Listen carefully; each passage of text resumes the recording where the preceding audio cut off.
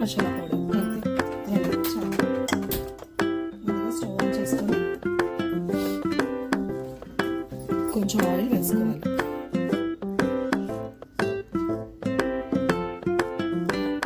నేను ఒక 2 మెంబర్స్కి చేసుకుంటున్నాను. కొద్దిగా ఆయిల్ వేసాను.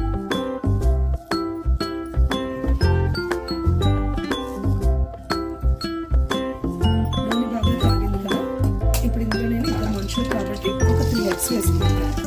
ఎగ్స్ అనేది మన ఇష్టం. ఒక 3 to 4 వేసుకున్నా పర్వాలేదు. ఎగ్ ఫ్లేవర్ కొంచెం ఎక్కువగా ఉంటుంది. 2 కూడా వేసుకొని చేసుకోవచ్చు 2 మనుషులకి. సో నేను ఒక 3 వేసుకున్నాను.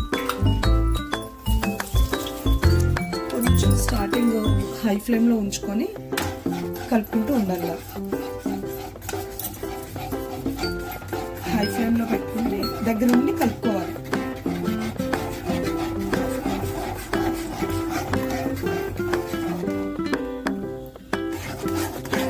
చూడండి దగ్గరికి అవుతూ వస్తుంది. ఇది బాగా దగ్గరికి అయ్యేటప్పటికి మనం రైస్ ఆల్రెడీ వండి పెట్టుకోవాలండి. దీనికి ఇది బియ్యంతో చేసేది కాదు. చూసారా ఇప్పుడు బాగా దగ్గరికి వచ్చింది కదా, మూకుడు కంటుకోకుండా వస్తుంది కదా. ఇప్పుడు ఈ టైంలో ఏం చేయాలంటే కొంచెం లో ఫ్లేమ్ పెట్టుకొని సరిపడా ఉప్పు,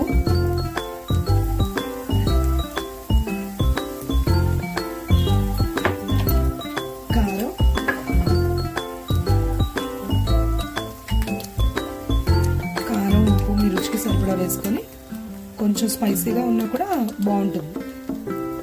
మా కారం కొంచెం కారం తక్కువగానే ఉంటుందండి, అందుకని ఒక 3 స్పూన్స్ వేసాను నేను. ఇప్పుడు వెంటనే మసాలా పౌడర్ కూడా ఒక 1/2 స్పూన్ ఓకే వేసి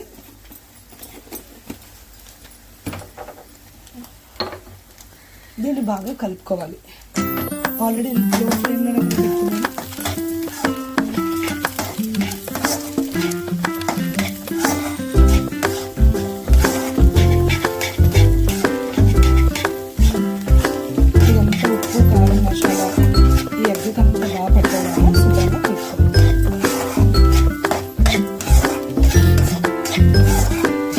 నేను లో ఫ్లేమ్లోనే ఉంచాను. కావలిస్తే కొంచెం ఫ్లేమ్ పెద్దది పెంచుకున్నప్పుడు బాగానే ఉంటుంది.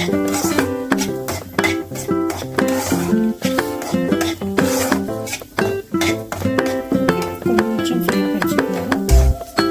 మ్యాక్సిమం అయిపోయింది.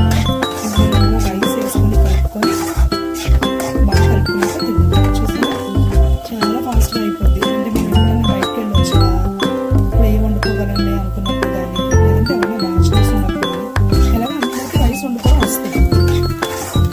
జస్ట్ ఒక 2 to 3 ఎగ్స్ ఉంటే చాలు.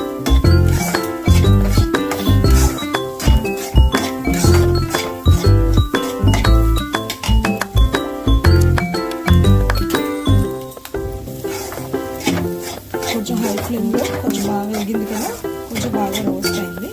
ఇది ఆల్రెడీ నేను ఇక్కడ రైస్ వండి పెట్టుకున్నాను. సో మనకి 2 మనుషులకి ఎంత సరిపోతుందో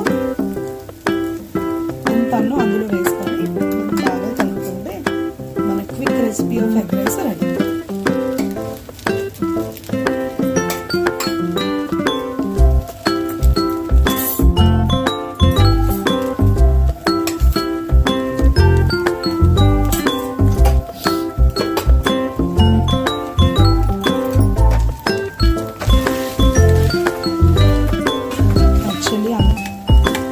యాక్చువల్లీ అన్నం వండి ఒక 1/2 an hour అయ్యింది.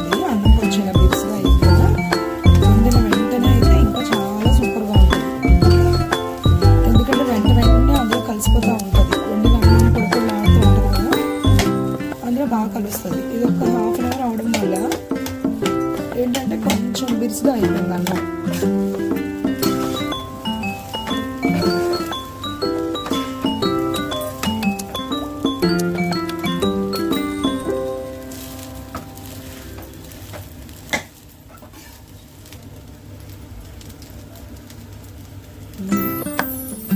కొంచెం ఉప్పు చూసుకున్నాను.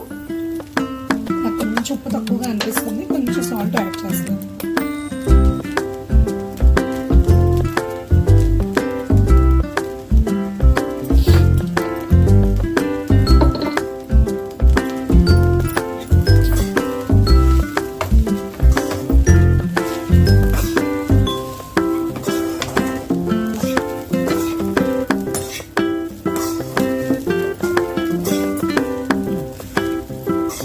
సరిపోయిందండి.